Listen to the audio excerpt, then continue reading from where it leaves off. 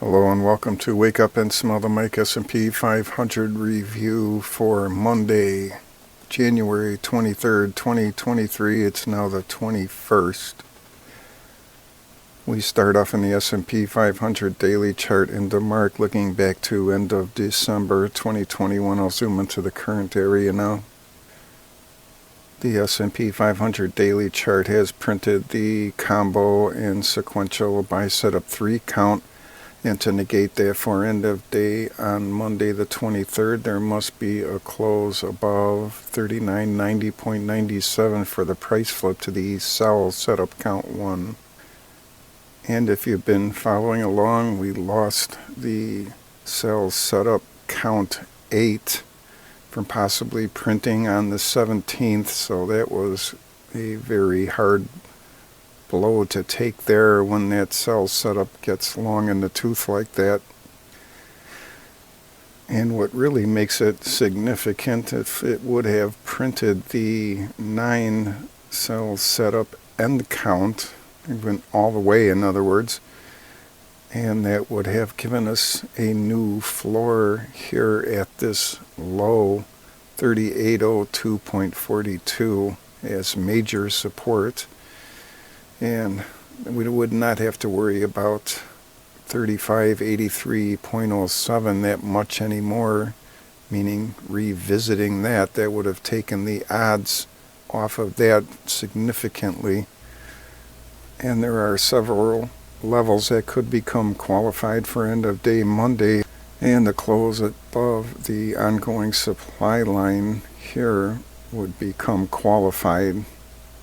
And then to the downside, a close underneath trend factor down 1 here would become qualified. Keep going, get under the ongoing demand line, and that will become qualified. And keep going and get under the 50% disqualified momentum down at that level, close under there, and that will become qualified too. A lot going on for Monday. So if you look at it by the lines here, the S&P 500 daily chart is within a symmetrical triangle and getting closer to the apex, closing maybe in a week or so.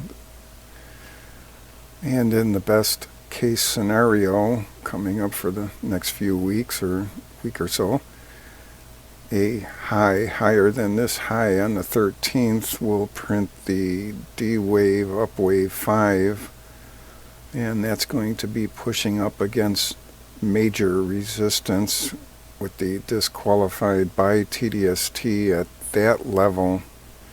However, you'll be better served watching the how to call a bull market video. That is the companion video for this one today. The NYA top caller chart, starting off with the NYA to SPX ratio, basically value versus growth, shows growth making a run for it.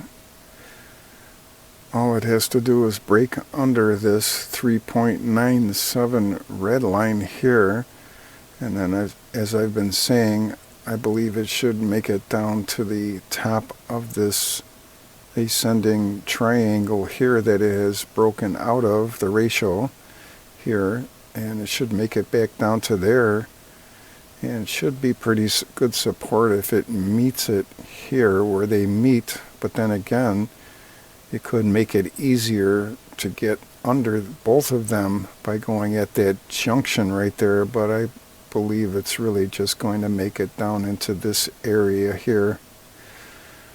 And the New York AD line broke out above its descending broadening wedge here a little bit.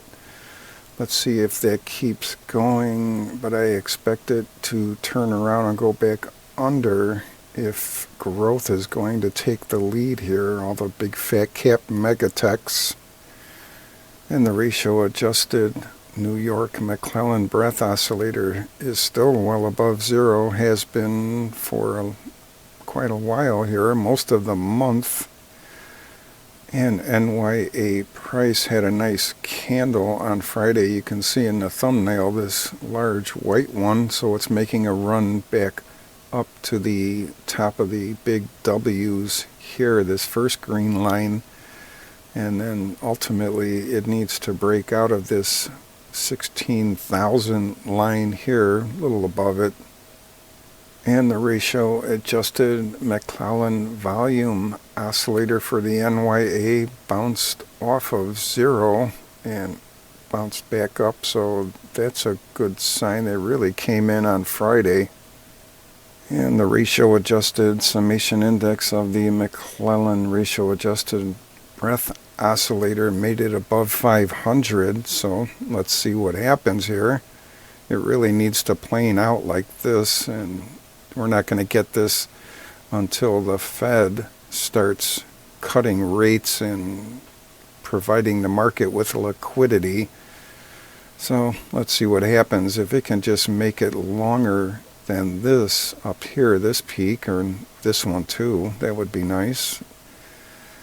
And the ratio adjusted McClellan summation index for volume here, based on its ratio adjusted McClellan volume oscillator, is well above 500, 581.34. And so they're both breadth and volume above 500, very good sign. And RSI 14 for the NYA turned around right above the 65 line here and headed down, went below its signal line, but then came back above it. And the on-balance volume had a pretty big down day a couple days ago, and then it's trying to make a comeback. It did make it above its 21 EMA signal line, and now needs to get back under this support and resistance line in dashed red here. And the stocks only AD line for the NYSE needs to break out above this downtrend line here. There was one whipsaw here. I believe I moved this up a week or so ago. So if it breaks above there and nails this arrow here, and then the McClellan breadth oscillator for the stocks only AD line makes it up to the arrow but not above it, then we have this divergence still where the AD line is pointed up and the MACD is pointed down, and that's bearish. And the intermediate term volume oscillator for the NYA made it above this horizontal line. So technically we have a higher high here and a higher low, but ultimately it needs to get above this, but that's a really high bar to cross up there. And we'll take the higher high and higher low here. Same thing with the breadth oscillator, exactly the same. Above the dashed line here, higher high, higher low, needs to get above that. Let's see what happens. The instruments above the 200 period simple moving average in the NYA is diving up and down, below and above the 60 line here. So let's see if that can get above 60 and just kind of stay in there. I would take sideways movement with this. That would be a good thing. And the NYA weekly rising wedge chart going back 20 years to 2003 about. And we're going to zoom into this area now. I've given this falling wedge in solid blue here a ceiling going right across this peak here, and there was a whipsaw below it back here. And you can see it nailed it right here and got turned around and is headed down. So let's consider that a ceiling. And again, that's right below that 16,000 mark there. So it needs to get above that 16,000 area for continued upside. And it's getting far enough away from it where it would be quite a stretch to get back under it, but not unheard of in this day and age. It would have to go through the 10-week simple moving average here in gold, and then the 40-week simple moving average in green here, basically the 50 and 200 translated to the daily charts. And the NASDAQ composite weekly new highs, new lows chart. We normally use this for divergences in the bearish manner here. So as price is going up, new highs, new lows goes down. You can see it at the COVID crash here, and even up to the 2022 beginning of January there. So I've added some bullish divergences, and you can see that they normally happen after huge downdrafts. So here's the .com bubble popped, and it finally turned around in 2023. You can see it didn't get back above its signal line until right about there, so up in this area. Same thing with the 2009 Great Financial Crisis. You can see the bullish divergence here. High lows going up, price going down. Didn't make it above the signal line till right about here again. And then currently they were experiencing the same thing. So we have the new highs, new lows bullishness here. And price for the COMPQ going down here. And the new highs, new lows has hooked around even further since we last saw this not that long ago, a few days ago. So signal line is here. I said the conservative way to play this is wait for it to go back above the signal line. And I thought that maybe the left behinds might take us there, but it really looks like it's going to have to be the big fat cap megatechs as it was before that gets us above that signal line. So they're having their day in the sun right now, and there is a bullish divergence. And everybody's jumping into the big fat cap megatechs on the belief that the Fed is going to have a pivot this year, maybe in the fourth quarter, third quarter, but the Fed says no way, not for a long time, so I'm not getting involved in that battle. And here's the NASDAQ new highs, new lows, and you can see the crossover here where the 5 went above the 10. However, it did not fit my rules. I think it was like 6.10 positive where it crossed over with the ROC 12. So I did not get on board with that. And that would have been the big fat cap megatechs anyway, but I did get aboard the NY high-low, the New York high-low that did have a good signal. We'll look at that later. What I wanted to point out here are the KSTs. So the short-term KST has gone back under, and the intermediate term KST went above 0 since last time we looked, well above it. And now the long-term KST is above its signal line and well above 0. So while I don't expect the big fat cap megatechs to skyrocket much further because of this short-term KST, in the long run it does look pretty good after a possible pullback or something like that, but we're having an updraft now, so let's keep an eye on the short term to see if that turns around and heads back up. Usually once it gets going, it has to, go down a little bit and then hook around back up. So it's a lagging indicator big time, as is the EMAs down here, the 5, 10, and 21. They're very lagging because they're based on the high-low percent 10 simple moving average. You can read about it here. And you can see the Rock 12 headed down, so it has a long way to go to get the signal to go under where the 5 EMA would go under the 10.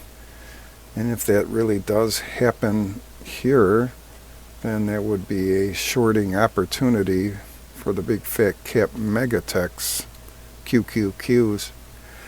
And here's the New York high-low, and you can see that it had a signal here at negative 0.52, so that was actually very perfect, where the 5 EMA crossed above the 10 EMA, and it really skyrocketed there. It's also hooked around and headed down a little bit now. So the short-term KST looks like the NASDAQ high-low, as does the intermediate term KSD, looks like the NASDAQ high-low, but the long-term KST does not look like the NASDAQ high-low, where the NASDAQ high-low KST in the long term has crossed above its signal line and is moving up. This has yet to do that, and you got to wonder if it's going to. So the big fat cap megatechs could rule the day for a few days or maybe more. And here's the NASDAQ composite overbought oversold indicator. Looks very similar to the New York overbought oversold, so we'll look at this one. And on the 13th, there was a high for the simple moving average 10 in dotted red. That was a new all-time high for that, even comparing it back to the COVID crash era. And it's staying up there, came back and touched into the zone, overbought zone here a little bit, and then bounced out of it.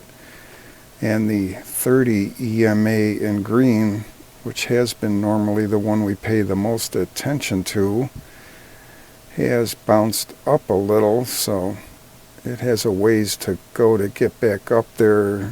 Past this green line would be a new all-time high here also.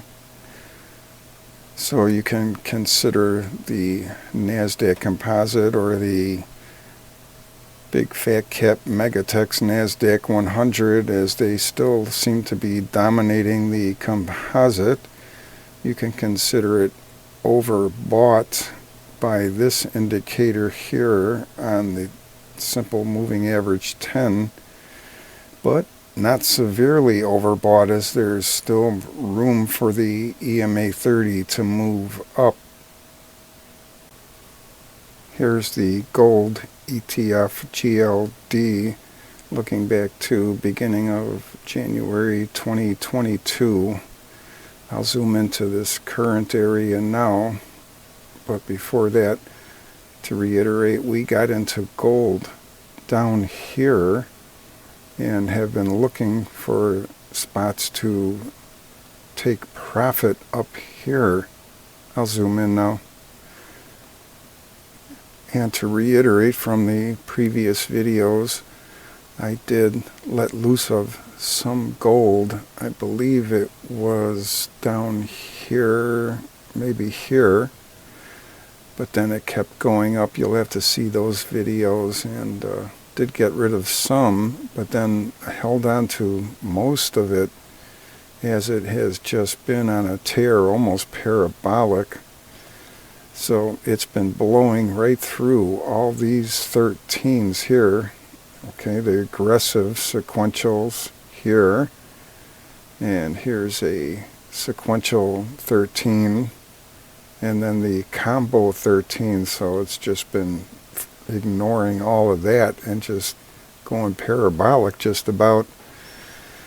So what we're going to focus on now are the recycle counts of 18 is where I have mine set at. It's not DeMark sanctioned, but I have it set at 18. I think DeMark has theirs at 21. So we have printed the combo and sequential, so I'll set up 15 count as of Friday.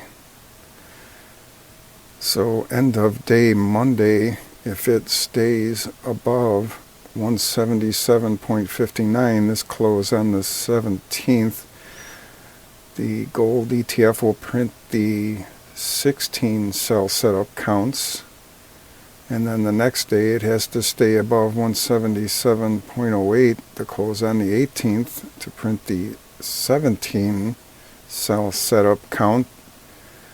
And then the big one here, it has to stay above 179.89 on this close on the 19th.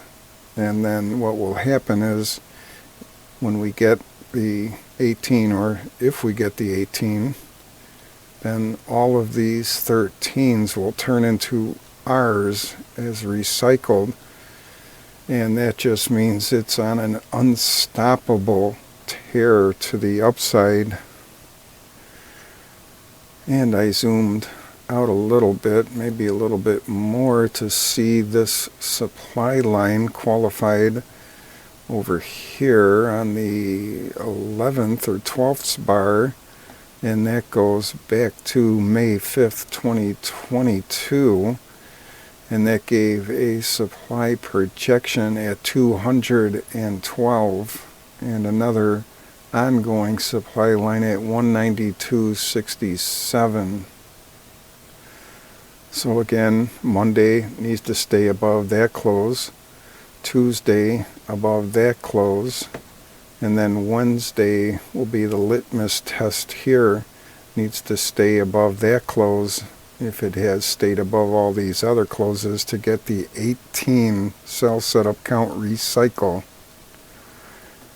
You know, it's really stretched here, so it does have an exhaustion alert, ATM exhaustion alert here, and it has the long-term overbought up here, so we'll just have to see. This means nothing. If it does print that R's for all these 13s, there will be more continued upside.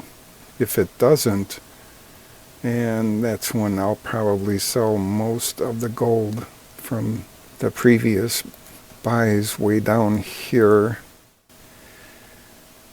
Here's the HYG to IEF, and that's the high yield corporate bond ETF compared to the shares 7 to 10 year treasury bond ETF. So that's the junk bonds versus the belly of the curve, just about 7 to 10 year treasuries. And as I suspected since the last time we saw this video, the high yield has broken this uptrend line here. It looks like it had a whipsaw, did get back above its 50 simple moving average here in blue. So that's good to see, I guess, if you're into the junk bonds. But a little bit frightening as investors and traders are getting worried about the credit market with the possible upcoming recession.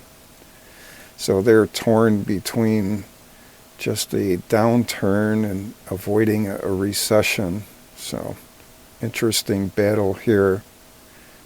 The S&P 500 support and resistance levels big board chart shows the gray areas at the 200 simple moving average, weekly high channel 3, top of the cloud, and price in the aftermarket hours close for Friday in the S&P 500 was 39.72.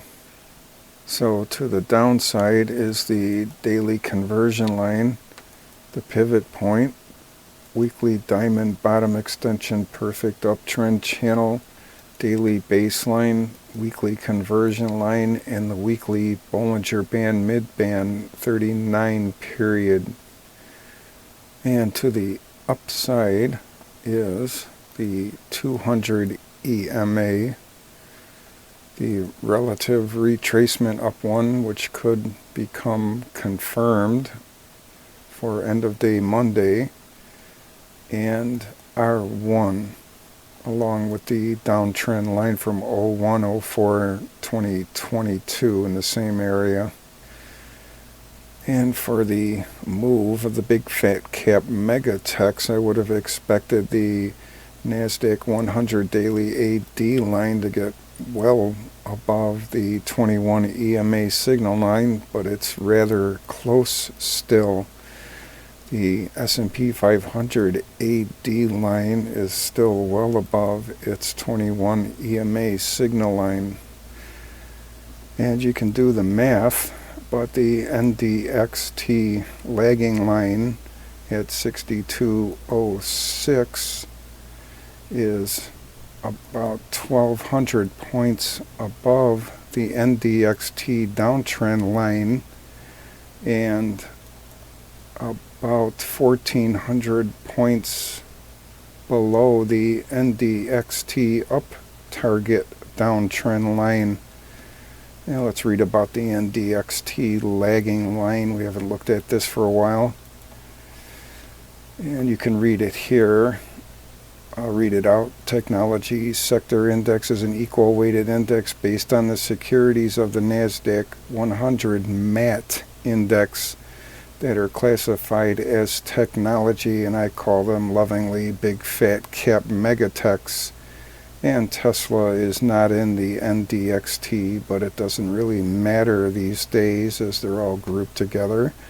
So we have Microsoft, Apple, Amazon, Alphabet, and Tesla are the MATs. So what we're waiting for is for NDXT price to be closer to the NDXT up target downtrend line than the NDXT downtrend line. Let's go take a look at that. And here's the NDXT daily chart looking back quite a ways, well into the 2020 era, COVID crash, showing the whole thing. But here is the downtrend line up target here in dashed blue, and then the existing downtrend line in solid blue here. So we're looking for it to get closer to the downtrend line that is above it than it is below it. Something similar to over here. This made it about halfway, but it was much narrower to get to the top or bottom than it is now. This is really quite a wide berth to get over here, but let's see what happens. It's in the cloud now, isn't it? No, it stayed out of the cloud. You can see in the thumbnail, and that's a good sign. And if it can keep moving up and get across its 200 simple moving average in solid green here like the S&P 500, then we have a legitimate shot at getting up to that area there. And the ROC 1 almost made it up to the euphoric state line, which is at 2.0. It's at 1.89 and pointed up. And the ATR2 had some large bar on Friday, so it's up to 64.78. And the PPO extreme is still just slightly below zero. And the New York traditional McClellan breath oscillator to get back to zero would require 2,829 decliners over advancers. So it's more than it was the day before. So the traditional McClellan breath oscillator keeps moving up. And here's the ultimate near-term goal, is to get up to 4,196 and print the D-wave up wave 5.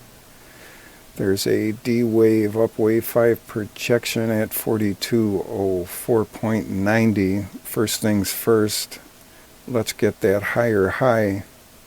Have a great day.